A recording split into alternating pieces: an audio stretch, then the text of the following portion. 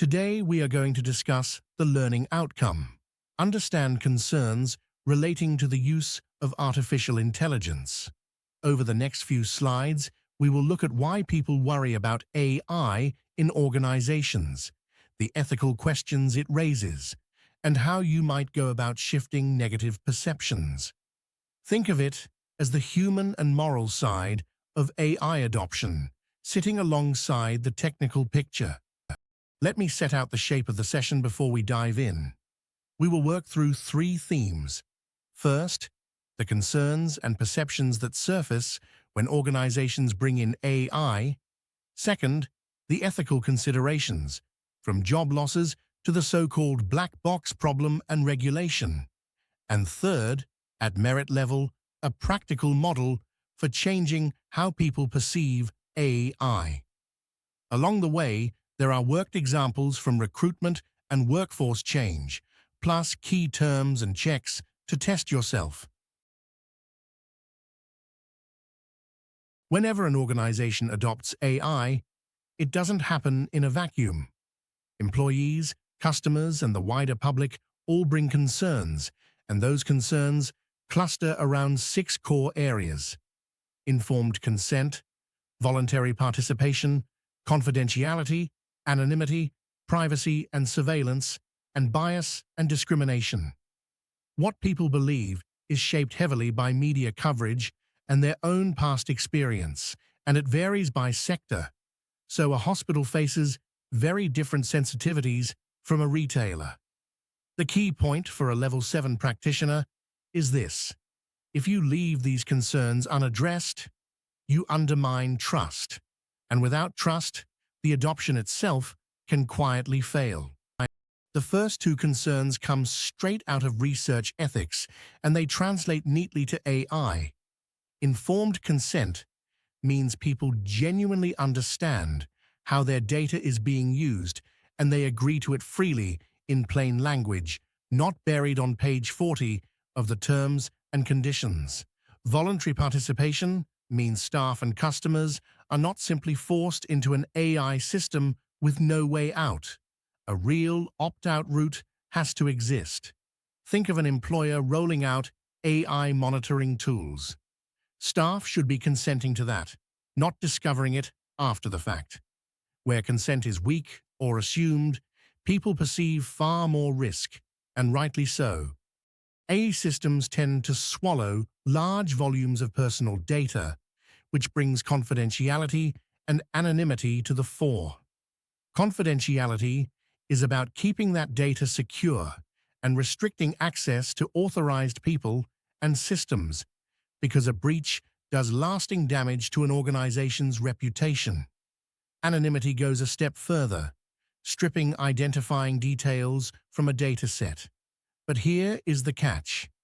Data can often be re-identified when you combine it with other sources, so anonymized data still needs careful governance. A particular worry is that AI training data may inadvertently expose sensitive information, and trust really does depend on people being able to see those safeguards in place. AI makes continuous monitoring cheap and easy, and that is exactly why privacy and surveillance provoke such strong reactions. In the workplace, it might be productivity tracking. For customers, it is behavior tracked through recommendation and analytics systems. The concerns are recognizable. Constant monitoring with no clear purpose. Data quietly used well beyond its original intent. And a real power imbalance between the organization and the individual.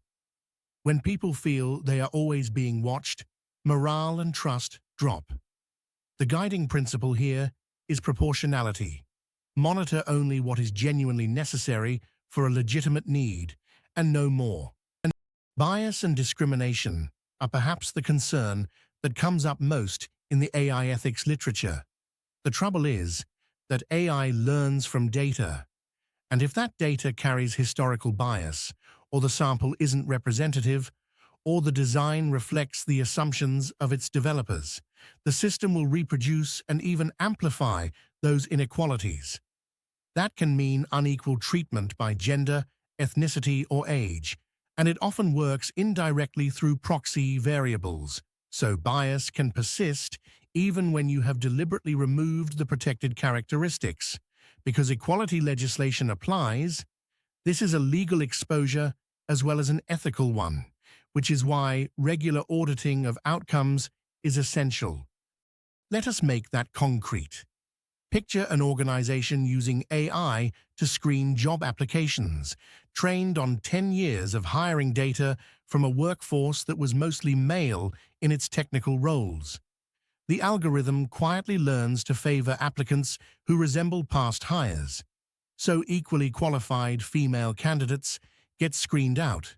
Notice that the bias is indirect. It lives in the patterns, not in any explicit rule saying reject women. The consequences are reduced diversity and a possible legal challenge. The sensible response is to audit the training data, test outcomes by demographic group, and put a human review step in before any final rejection. Let me draw together the vocabulary for this section. Informed consent is agreement given freely and with full understanding of how AI will be used. Anonymity is the removal of identifying information from data or outputs. Surveillance is continuous monitoring of behavior through AI-enabled systems. Algorithmic bias refers to the systematic unfair outcomes an AI system can produce. Confidentiality is restricting access to personal data to only authorized parties. And perception, simply put, is the belief or attitude an individual forms about AI, which, as we will see, you can actually influence. Take a moment with these questions before we move on. Can you articulate the difference between confidentiality and anonymity? Why does voluntary participation matter so much when you introduce an AI tool? Can you give a concrete surveillance concern in an AI-enabled workplace? Explain how historical data introduces bias and say why employees might perceive monitoring as unfair. If you can answer those, you have a firm grip on the first assessment criterion. We turn now to ethics, and there is no more common question than whether AI will replace human workers.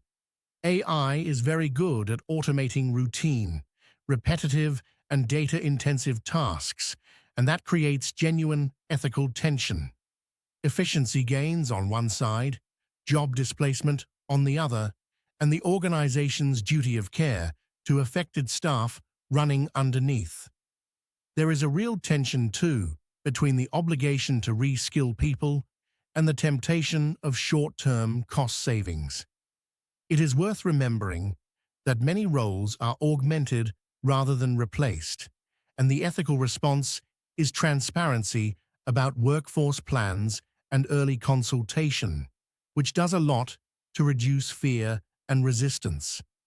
The next ethical question is whether AI is always watching, because these systems can monitor communications, location, and performance around the clock.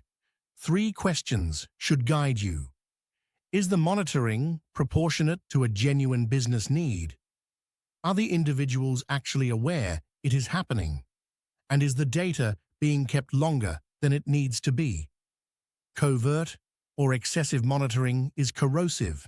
It eats away at employee trust very quickly. Ethical practice means having clear monitoring policies with real limits, rather than simply gathering everything because the technology allows it. Now to one of the defining problems in AI ethics: transparency and the black box. Many modern models, particularly complex ones, produce outputs without any clear reasoning you can point to, and sometimes even the developers cannot fully explain a given decision.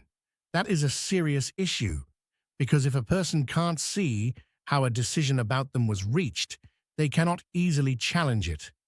Transparency has 2 parts: disclosing that AI is being used at all, and using explainable AI approaches that try to prise open the box. Where transparency is missing, accountability and public trust both suffer. Closely tied to that is accountability and explainability, and at level 7, you are expected to take this seriously. Accountability means being clear about who is responsible for an AI decision, keeping human oversight for high-impact outcomes, and having proper escalation routes when something goes wrong. Explainability is the ability to describe how a decision was reached, and crucially to tailor that explanation to the audience, whether technical colleagues or an affected member of the public. Together, they support challenge, appeal, and improvement. Without accountability, when harm occurs, no one can quite say who owns it, and that is precisely the situation to avoid. Fairness and data governance are really two sides of the same coin. Fairness is about equitable treatment across different groups, which means regularly testing for disparate impact and then actually correcting the unfair outcomes you find, not just noting them. Data governance is the machinery that makes fairness possible. Clear policies for data quality, storage and access, defined ownership of the data sets feeding your AI, and retention and deletion schedules tied to a genuine purpose. The relationship is straightforward. Poor governance dramatically raises the risk of biased or even unlawful outcomes, so good data discipline is an ethical safeguard, not just an administrative chore. Ethics eventually meets law, so let me set out the two frameworks you need. First, UK GDPR, which governs how personal data is processed. It requires a lawful basis for using data in AI. It gives individuals specific rights over automated decisions, and it is enforced here by the Information Commissioner's Office. Second, the EU AI Act, which takes a risk-based approach, banning certain unacceptable practices outright, placing much stricter duties on high-risk systems and remaining relevant to any organization operating in the EU. Think of GDPR as the data foundation and the AI Act as the AI-specific layer built on top. Here is an ethical dilemma to test your thinking. A logistics company wants to introduce an AI system to do the route planning currently handled by 20 planning staff, with a projected cut in headcount. The tension between efficiency and employee welfare is immediate. Two questions cut to the heart of it. Is the decision being made transparent to the affected staff? And who is actually accountable for redundancies that an AI has influenced? There are humane options, redeploying people into oversight or exception handling roles, or phasing the rollout with retraining support. The outcome really turns on how well the business balances its needs against its duty of care. Let me consolidate the ethical vocabulary. Accountability is being answerable for decisions made by or with AI. Explainability is the ability to describe the reasoning behind an AI output. The black box problem is the difficulty of understanding how a model actually reached its result. Transparency is openness about where and how AI is being used. Data governance is the framework for managing data quality, access, and use. And fairness is the equitable treatment of individuals and groups by an AI system. These 6 terms recur throughout responsible AI practice. Pause again and test yourself on the ethics. What exactly is meant by the black box problem? Why does accountability matter so much when AI merely supports a decision rather than making it alone? How does the EU AI Act differ from UK GDPR? Can you state one clear ethical concern about AI replacing workers and explain the part data governance plays in producing fair outcomes? Working these through will prepare you well for the second criterion, At merit level, we ask a more constructive question. How do you actually change how people perceive AI?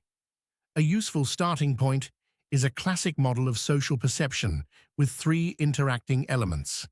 The perceiver brings their own attitudes, experience, and values, and their prior exposure to AI shapes how open they are.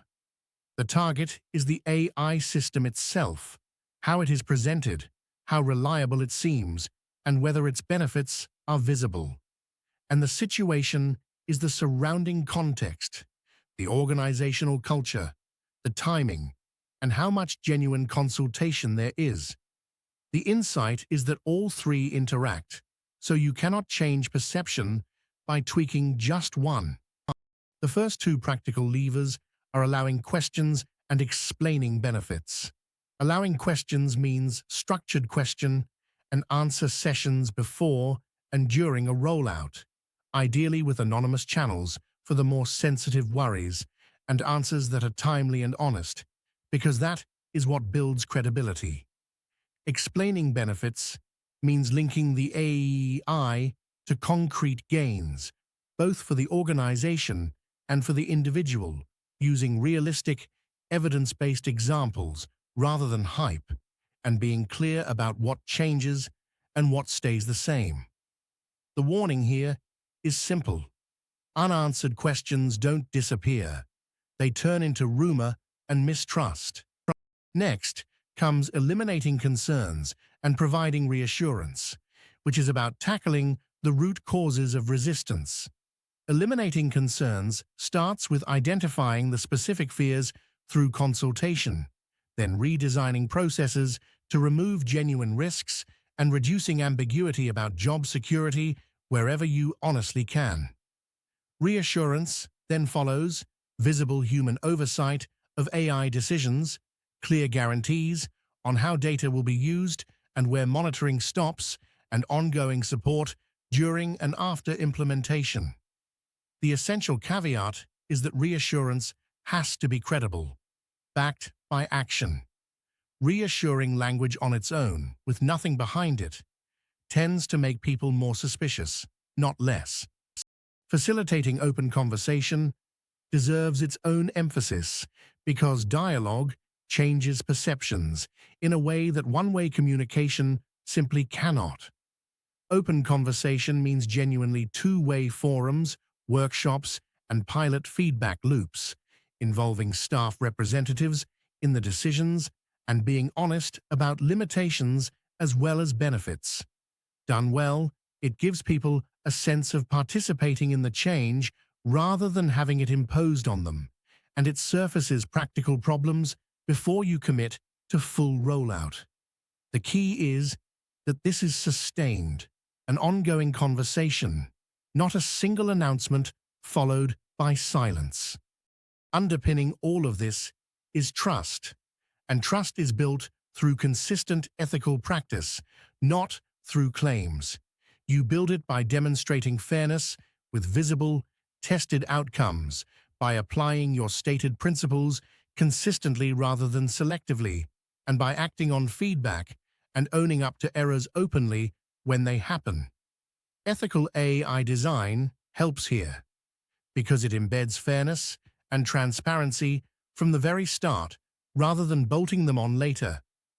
The uncomfortable truth is that trust is earned slowly, incrementally, through a track record, and it can be lost in an instant, which is why breaches are so costly and so slow to repair.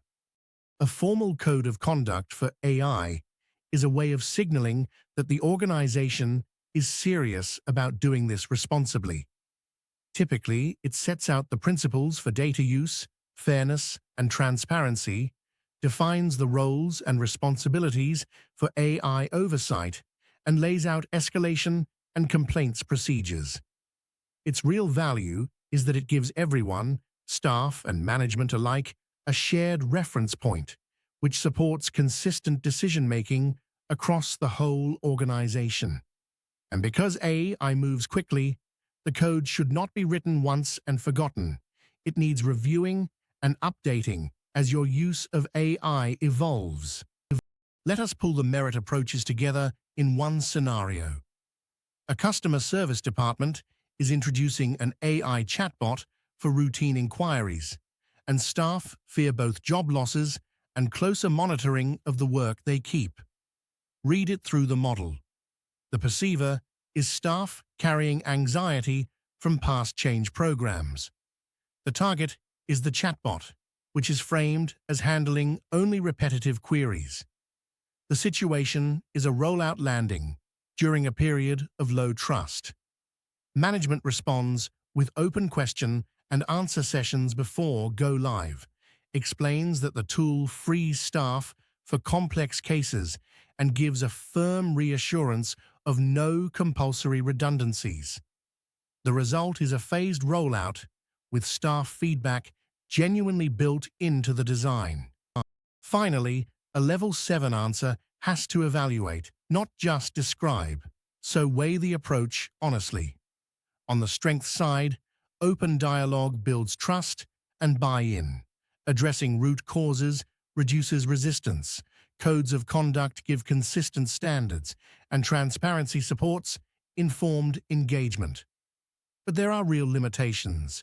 Perceptions are also shaped by wider societal narratives about AI that no single employer controls. Reassurance cannot remove every genuine risk. It takes sustained effort rather than a one-off event. And ultimately, success depends on leaders following through consistently. A balanced judgment recognizes both columns. Before we close, test yourself on the merit material.